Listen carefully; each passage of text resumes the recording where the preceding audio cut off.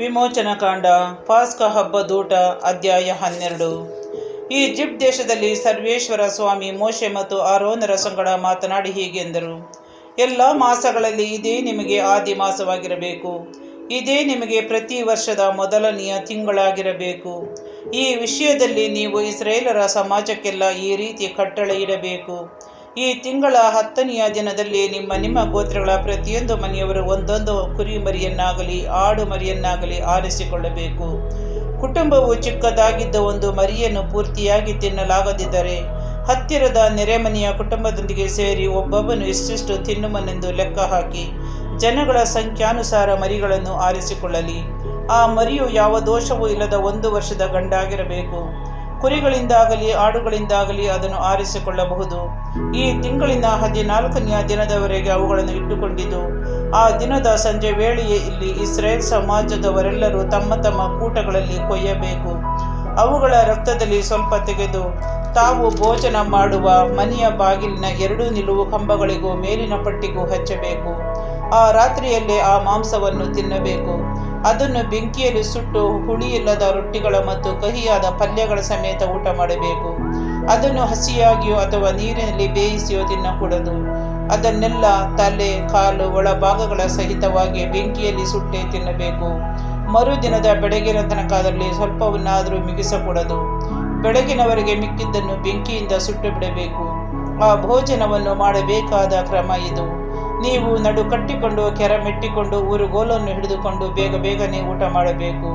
ಏಕೆಂದರೆ ಅದು ಸರ್ವೇಶ್ವರ ಸ್ವಾಮಿಗೆ ಆಚರಿಸತಕ್ಕ ಪಾಸ್ಕ ಹಬ್ಬ. ಆ ರಾತ್ರಿ ನಾನು ಈಜಿಪ್ಟ್ ದೇಶದ ನಡುವೆ ಹಾದು ಹೋಗುವೆನು. ಮನುಷ್ಯರಾಗಿರಲಿ ಪ್ರಾಣಿಗಳಾಗಿರಲಿ ಚೊಚ್ಚಲಾದುದೆಲ್ಲವನ್ನು ಸಂಹರಿಸುವೆನು. ಈಜಿಪ್ಟ್ ದೇಶದ ಸಮಸ್ತ ದೇವತೆಗಳನ್ನು ದಂಡಿಸುವೆನು. ನಾನೇ ಸರ್ವೇಶ್ವರ. ನೀವು ಬಾಗಿಲಿಗೆ ಹಚ್ಚಿದ ಆ ರಕ್ತವು ನೀವಿರುವ ಮನೆಗಳನ್ನು ಸೂಚಿಸುವುದು. ಅದನ್ನು ಕಂಡು ನಿಮಗೆ ಯಾವ ಹಾನಿಯನ್ನು ಮಾಡದೆ ಮುಂದಕ್ಕೆ ದಾಟಿ ಹೋಗುವೆನು. ನಾನು ಈಜಿಪ್ಟಿನವರನ್ನು ಸಂಹರಿಸುವಾಗ ನಿಮಗೆ ಯಾವ ಕೇಡು ಆಗದು. ಆ ದಿನವು ನಿಮಗೆ ಸ್ಮರಣೀಯ ದಿನವಾಗಿರುವುದು. ಅಂದು ನೀವು ಸರ್ವೇಶ್ವರನ ಗೌರವಾರ್ಥ ಹಬ್ಬವನ್ನು ಕೊಂಡಾಡಬೇಕು. ಅದು ಶಾಶ್ವತ ನಿಯಮವೆಂದು ತಲಾಂತರಕ್ಕೂ ಆಚರಿಸಬೇಕು. ಹುಳಿ ರಹಿತ ರೊಟ್ಟಿಯ ಹಬ್ಬ. 7 ದಿವಸ ನೀವು ಹುಳಿ ರಹಿತ ರೊಟ್ಟಿಗಳನ್ನು ತಿನ್ನಬೇಕು.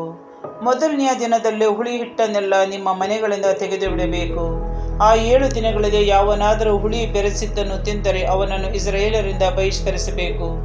ಮೊದಲನೆಯ ದಿನದಲ್ಲಿ ದೇವಾರಾಧನೆಗಾಗಿ ಸಭೆ ಸೇರಬೇಕು. 7ನೆಯ ದಿನದಲ್ಲೂ ದೇವಾರಾಧನೆಗಾಗಿ ಸಭೆ ಸೇರಬೇಕು. ಆ 2 ದಿನಗಳಲ್ಲಿ ಯಾವ ಕೆಲಸವನ್ನು ಮಾಡಕೂಡದು. ಊಟಕ್ಕೆ ಬೇಕಾದುದನ್ನು ಮಾತ್ರ ಮಾಡಬಹುದು. ಹುಳಿ ರಹಿತ ರೊಟ್ಟಿಯನ್ನು ತಿನ್ನುವ ಹಬ್ಬವನ್ನು ನೀವು ಆಚರಿಸಬೇಕು. ಏಕೆಂದರೆ ಆ ದಿನದಲ್ಲೇ ನಾನು ನಿಮ್ಮ ಪಾಳೆಯದವರನ್ನು ಈಜಿಪ್ಟ್ ದೇಶದಿಂದ ಕರೆದುಕೊಂಡು ಬಂದದ್ದು. ನೀವು ನಿಮ್ಮ ಸಂತತಿಯವರು ಆ ದಿನವನ್ನು ಆಚರಣೆಗೆ ತರಬೇಕು. ಮೊದಲನೆಯ ತಿಂಗಳಿನ 14ನೆಯ ದಿನದ ಸಂಜೆಯಿಂದ 21ನೆಯ ದಿನದ ಸಂಜೆಯವರೆಗೂ ನೀವು ಹುಳಿಯಿಲ್ಲದ ರೊಟ್ಟಿಗಳನ್ನೇ ತಿನ್ನಬೇಕು. 7 ದಿನ ನಿಮ್ಮ ಮನೆಗಳಲ್ಲಿ ಹುಳಿ ಹಿಟ್ಟೇ ಇರಕೂಡದು. ಹುಳಿ ಬೆರೆಸಿದ್ದನ್ನು ತಿನ್ನುವವನು ಪರದೇಶದವನಾಗಿರಲಿ ಸ್ವದೇಶದವನಾಗಿರಲಿ ಇಸ್ರಾಯೇಲ್ ಜನರಿಂದ ಬಹಿಷ್ಕೃತನು. ನೀವು ನಿಮ್ಮ ಎಲ್ಲ ಮನೆಗಳಲ್ಲಿ ಹುಳಿ ರಹಿತ ರೊಟ್ಟಿಗಳನ್ನು ತಿನ್ನಬೇಕೇ ಹೊರತು ಹುಳಿ ಸಹಿತವಾದ ಯಾವುದನ್ನೂ ತಿನ್ನಕೂಡದು ಎಂದು ವಿಧಿಸಿದರು. ಮೊದಲನೇ ಪಾಸ್ಕ ಹಬ್ಬ. ಮೋಶೆ ಇಸ್ರಾಯೇಲರ ಹಿರಿಯರೆಲ್ಲರನ್ನು ಕರೆಯಿಸಿ ಅವರಿಗೆ, ನೀವು ನಿಮ್ಮ ಕುಟುಂಬಗಳಿಗಾಗಿ ಹಿಂಡಿನಿಂದ ಮರಿಗಳನ್ನು ಆರಿಸಿಕೊಂಡು ಪಾಸ್ಕ ಹಬ್ಬಕ್ಕೆ ಕೊಯ್ಯಿರಿ. ಈ ಸೋಪ್ ಗಿಡದ ಕುಚ್ಚನ್ನು ಬಟ್ಟಲಿನಲ್ಲಿರುವ ರಕ್ತದಲ್ಲಿ ಅದ್ದಿ ಬಾಗಿಲಿನ ಪಟ್ಟಿಗೂ ಅದರ ನಿಲುವು ಕಂಬಗಳೆರಡಕ್ಕೂ ಹಚ್ಚಿರಿ. ಬಳಿಕ ನಿಮ್ಮಲ್ಲಿ ಒಬ್ಬರೂ ಸೂರ್ಯೋದಯದವರೆಗೆ ಬಾಗಿಲಿನಿಂದ ಹೊರಕ್ಕೆ ಹೋಗಕೂಡದು. ಸರ್ವೇಶ್ವರ ಈಜಿಪ್ಟಿನವರನ್ನು ವಧಿಸಲು ಆ ದೇಶದ ನಡುವೆ ಹಾದು ಹೋಗುವಾಗ ನಿಮ್ಮ ಮನೆ ಬಾಗಿಲಿನ ಮೇಲ್ಪಟ್ಟಿಯಲ್ಲೂ ಹಾಗೂ 2 ನಿಲುವು ಕಂಬಗಳಲ್ಲೂ ಆ ರಕ್ತವನ್ನು ಕಂಡು ಮುಂದಕ್ಕೆ ದಾಟಿ ಹೋಗುವರು. ನಿಮ್ಮನ್ನು ವಧಿಸಲು ವಿನಾಶಕನನ್ನು ನಿಮ್ಮ ಮನೆಗಳಿಗೆ ಅವರು ಬರಗೊಳಿಸುವುದೇ ಇಲ್ಲ. ನೀವು ಮತ್ತು ನಿಮ್ಮ ಸಂತತಿಯವರು ಈ ನಿಯಮಗಳನ್ನು ಶಾಶ್ವತವಾಗಿ ಆಚರಿಸಬೇಕು. ಸರ್ವೇಶ್ವರ ತಮ್ಮ ವಾಗ್ದಾನದ ಮೇರೆಗೆ ನಿಮಗೆ ಕೊಡುವ ನಾಡಿಗೆ ನೀವು ಸೇರಿದಾಗ ಈ ವಿಧಿಯನ್ನು ಅನುಸರಿಸಬೇಕು. ಮುಂದಕ್ಕೆ ನಿಮ್ಮ ಮಕ್ಕಳು ನೀವು ನಡೆಸುವ ಈ ವಿಧಿಯ ಅರ್ಥವೇನೆಂದು ಕೇಳಿದಾಗ ನೀವು ಅವರಿಗೆ, ಸರ್ವೇಶ್ವರ ಸ್ವಾಮಿ ಈಜಿಪ್ಟಿನವರನ್ನು ಸಂಹರಿಸಿದಾಗ ಆ ದೇಶದಲ್ಲಿದ್ದ ಇಸ್ರಾಯೇಲರ ಮನೆಗಳನ್ನು ಪ್ರವೇಶಿಸದೆ ಮುಂದಕ್ಕೆ ದಾಟಿ ನಮ್ಮವರನ್ನು ಉಳಿಸಿದರು. ಆದ್ದರಿಂದ ಸರ್ವೇಶ್ವರ ಸ್ವಾಮಿಯ ಗೌರವಾರ್ಥ ಈ ಪಾಸ್ಕ ಬಲಿ ಆಚರಣೆಯನ್ನು ನಡೆಸುತ್ತಿದ್ದೇವೆ ಎಂದು ಉತ್ತರ ಕೊಡಿ ಎಂದು ಹೇಳಿದನು. ಜನರು ತಲೆಬಾಗಿ ನಮಸ್ಕರಿಸಿದರು. ಇಸ್ರಾಯೇಲರು ಅಲ್ಲಿಂದ ಹೊರಟು ಸರ್ವೇಶ್ವರ ಸ್ವಾಮಿ ಮೋಶೆ ಮತ್ತು ಆರೋನರಿಗೆ ಆಜ್ಞಾಪಿಸಿದ ಪ್ರಕಾರವೇ ನಡೆದುಕೊಂಡರು. ಚೊಚ್ಚಲು ಮಕ್ಕಳ ಹತ್ಯೆ. ಅರ್ಧರಾತ್ರಿಯಲ್ಲಿ ಸರ್ವೇಶ್ವರ ಸ್ವಾಮಿ ಸಿಂಹಾಸನ ರೂಢನಾಗಬೇಕಾಗಿದ್ದ ಫರೋಹನ ಚೊಚ್ಚಲ ಮಗನು ಮೊದಲುಗೊಂಡು ಸೆರೆಯಲ್ಲಿದ್ದ ಕೈದಿಯ ಚೊಚ್ಚಲ ಮಗನವರೆಗೂ ಈಜಿಪ್ಟ್ ದೇಶದಲ್ಲಿದ್ದ ಎಲ್ಲ ಚೊಚ್ಚಲು ಮಕ್ಕಳನ್ನು, ಪ್ರಾಣಿಗಳ ಚೊಚ್ಚಲು ಮರಿಗಳನ್ನು ಸಂಹಾರ ಮಾಡಿದರು. ಆ ರಾತ್ರಿ ಫರೋಹನು ಅವನ ಪರಿವಾರದವರು ಈಜಿಪ್ಟಿನವರೆಲ್ಲರೂ ಎದ್ದು ನೋಡಿದಾಗ ಶವವಿಲ್ಲದ ಮನೆ ಒಂದೂ ಇರಲಿಲ್ಲ. ಆದ್ದರಿಂದ ದೇಶದಲ್ಲೆಲ್ಲ ದೊಡ್ಡ ಗೋಳಾಟ ಇದ್ದಿತು. ಫರೋಹನು ಆ ರಾತ್ರಿಯಲ್ಲೇ ಮೋಶೆ ಮತ್ತು ಆರೋನರನ್ನು ಕರೆಯಿಸಿದನು. ನೀವು ಮತ್ತು ಇಸ್ರಾಯೇಲರೆಲ್ಲರೂ ನನ್ನ ಜನರನ್ನು ಬಿಟ್ಟು ಹೊರಟು ಹೋಗಿ ನೀವು ಕೇಳಿಕೊಂಡಂತೆ ಸರ್ವೇಶ್ವರನನ್ನು ಆರಾಧಿಸಿ ನಿಮ್ಮ ಕೋರಿಕೆಯಂತೆ ಕುರಿ ದನಗಳನ್ನು ತೆಗೆದುಕೊಂಡು ಹೋಗಬಹುದು. ನನ್ನ ಹಿತಕ್ಕಾಗಿಯೂ ಪ್ರಾರ್ಥನೆ ಮಾಡಿ ಎಂದನು. ಈಜಿಪ್ಟಿನವರು ನಾವೆಲ್ಲರೂ ಸಾಯುತ್ತೇವೆ ಎಂದುಕೊಂಡು ತಮ್ಮ ದೇಶವನ್ನು ಬಿಟ್ಟು ಬೇಗನೆ ಹೋಗಬೇಕೆಂದು ಇಸ್ರಾಯೇಲರನ್ನು ಒತ್ತಾಯಪಡಿಸಿದರು. ಆದುದರಿಂದ ಇಸ್ರಾಯೇಲರು ಹಿಟ್ಟಿಗೆ ಹುಳಿ ಹಾಕುವುದಕ್ಕಿಂತ ಮುಂಚೆಯೇ ನಾದುವ ಹರಿವಾಣಗಳಲ್ಲಿದ್ದ ಕಣಕದ ಮುದ್ದೆಯನ್ನು ಹಾಗೆಯೇ ಗಂಟು ಕಟ್ಟಿ ನಮ್ಮ ಹೆಗಲ ಮೇಲೆ ಹಾಕಿಕೊಂಡು ಹೊರಟೇ ಬಿಟ್ಟರು. ಮೋಶೆ ಹೇಳಿಕೊಟ್ಟ ಹಾಗೆ ಈಜಿಪ್ಟಿನವರಿಂದ ಬೆಳ್ಳಿ ಬಂಗಾರದ ಒಡವೆಗಳನ್ನು ಹಾಗೂ ಬಟ್ಟೆ ಬರೆಗಳನ್ನು ಕೇಳಿಕೊಂಡರು. ಇಸ್ರಾಯೇಲರ ಮೇಲೆ ಈಜಿಪ್ಟಿನವರಿಗೆ ದಯೆ ಹುಟ್ಟುವಂತೆ ಮಾಡಿದ್ದರು ಸರ್ವೇಶ್ವರ. ಆದ್ದರಿಂದ ಅವರು ಕೇಳಿಕೊಂಡದ್ದನ್ನು ಈಜಿಪ್ಟಿನವರು ಕೊಟ್ಟು ಬಿಟ್ಟರು. ಹೀಗೆ ಇಸ್ರಾಯೇಲರು ಈಜಿಪ್ಟಿನ ಸೊತ್ತನ್ನು ಸುಲಿಗೆ ಮಾಡಿಕೊಂಡರು. ಈಜಿಪ್ಟಿನಿಂದ ಇಸ್ರಾಯೇಲರ ಪ್ರಯಾಣ. ಇಸ್ರಾಯೇಲರು ರಮ್ಸೇಸ್ ಪಟ್ಟಣದಿಂದ ಹೊರಟು ಸುಕ್ಕೋತಿಗೆ ಬಂದರು. ಅವರಲ್ಲಿ ಮಹಿಳೆಯರನ್ನು ಮಕ್ಕಳನ್ನು ಬಿಟ್ಟು ಗಂಡಸರ ಸಂಖ್ಯೆ ಸುಮಾರು 6 ಲಕ್ಷವಿತ್ತು. ಅವರೊಂದಿಗೆ ಬಹುಮಂದಿ ಅನ್ಯ ದೇಶೀಯರು ಹೊರಟು ಬಂದಿದ್ದರು. ಕುರಿ ದನ ಮುಂತಾದ ಪಶು ಪ್ರಾಣಿಗಳು ಬಹಳವಿದ್ದವು.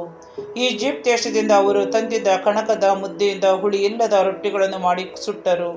ಅಲ್ಲಿಂದ ಅವರನ್ನು ಹೊರಡಿಸಿದಾಗ ಸ್ವಲ್ಪವೂ ಸಮಯ ಸಿಕ್ಕದೆ ಕಣಕದಲ್ಲಿ ಹುಳಿಯನ್ನು ಕಲಸಲಿಕ್ಕೂ ಆಗಲಿಲ್ಲ ಹಾಗೂ ಬೇರೆ ಆಹಾರವನ್ನು ಸಿದ್ಧಪಡಿಸಿಕೊಳ್ಳಲು ಸಾಧ್ಯವಾಗಿರಲಿಲ್ಲ.